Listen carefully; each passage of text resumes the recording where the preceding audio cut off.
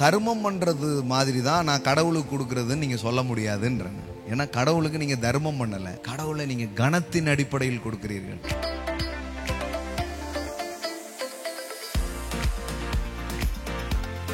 நல்லா புரிஞ்சுக்கோங்க.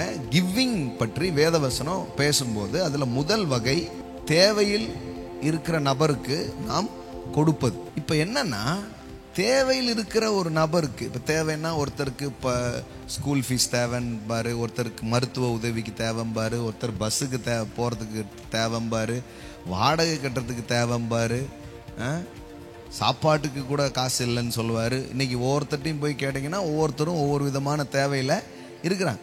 இப்படி தேவையில் இருக்கிற மனிதர்களுக்கு உதவவே கூடாது அப்படின்னு நாங்கள் போதிக்கிறது இல்லை. வேதவசனம் என்ன பண்ணல, போதிக்கிறது இல்லை. ஆனால் தேவையில் இருக்கிற நபருக்கு கொடுப்பதும் தேவனுக்கு கொடுப்பதும் ஒரே கேட்டகரி கிடையாது. தேவையில் இருக்கிற ஒருத்தருக்கு நீங்க கொடுக்கிறத தேவன் விரும்புகிறார், அதுல உங்களுக்கு ஆசீர்வாதம் உண்டு. வேதவசனம் சொல்லுகிறது, ஏழைக்கு இறங்குகிறவன் கர்த்தருக்கு கடன் கொடுக்கிறான், அவன் கொடுத்ததை அவர் அவனுக்கு திரும்ப கொடுப்பார். அப்போ ஏழைக்கு கொடுக்காத அப்படின்னு பைபிள் பேசல, ஏழைகளுக்கு கொடுக்காதீங்க அப்படின்னு நாங்களும் பேசல. என்ன சொல்ல வர்றோம், செய்தியினுடைய உட்கருத்து என்னன்னா, ஒரு ஏழைக்கு கொடுக்கிறது அவன் தேவையில் இருக்கிறான் என்று கொடுக்கிறோம். ஆனால் தேவனுக்கு நீங்க கொடுக்கும்போது தேவனுக்கு என்ன தேவை இருக்கு? பரலோகத்தில் ஏதாவது கரண்ட் பில் கட்ட முடியாம இருக்கிறாரா? இல்ல குமாரனை ஸ்கூல்ல சேர்த்துட்டு ஃபீஸ் கட்ட முடியாம ஏதோ பிதா உட்கார்ந்து இருக்கிறாரா? தேவனுக்கு கொடுப்பதுன்றது இந்த கொடுத்தலோடு நீங்க இணைக்க முடியாது. அது ஒரு கனமான ஒரு காரியம். கடவுளுக்கு நீங்க கொடுக்கிறது, கடவுள் தேவையில் இருக்கிறார் அப்படி நீங்க கொடுக்கல, கடவுள் ஏன் தேவையை சந்தித்தார் என்று நன்றி உணர்வுடன் நீங்கள் கடவுளுக்கு கொடுக்கிறீர்கள். கணத்தின் அடிப்படையில் கடவுளுக்கு கொடுக்கிறீர்கள். அப்போ ரெண்டும் ஒண்ணு கிடையாது, ரெண்டும் ஒண்ணு கிடையாது. தேவனுக்கு கொடுப்பது ஏழைகளுக்கு கொடுப்பதும் ஒரே கேட்டகரியில வராது. பாருங்களேன், மேஜையில இருந்து விழும் துணிக்கைகளை நாய்க்குட்டிகள் தின்னுமே.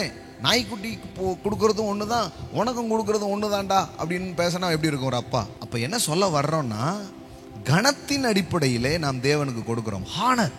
மக்களுக்கு இது ரெண்டுக்கும் வித்தியாசம் தெரியணும். இது ரெண்டுக்கும் வித்தியாசம் தெரியலன்னா உங்கள் கொடுத்தல் ஒரு அர்த்தமற்றதாக இருக்கும். உங்களுடைய கிவிங் ஒரு மீனிங்லெஸ்ஸா அது இருக்கும். அப்போ உங்களுடைய கிவிங் ரொம்ப மீனிங்ஃபுல்லா இருக்கணும்னா அதனுடைய உட்கருத்தையும் ஆழமான அர்த்தத்தையும் நீங்கள் புரிந்து கொண்டு நீங்க கொடுக்கிறது அவசியம். ஏழைகளுக்கு கொடுக்கும் பொழுது கடவுள் சந்தோஷப்படுகிறார். அப்போ பைபிள் ஏழைகளுக்கு கொடுக்கிறதையும் தான தர்மம் பண்ணுவதையும் தவறு என்று சொல்லவில்லை, நாங்களும் அதை சொல்லவில்லை. ஆனால் நாங்கள் என்ன சொல்ல வருகிறோம் என்றால், தர்மம் பண்றது மாதிரி தான் நான் கடவுளுக்கு கொடுக்கறதுன்னு நீங்க சொல்ல முடியாதுன்றேன்.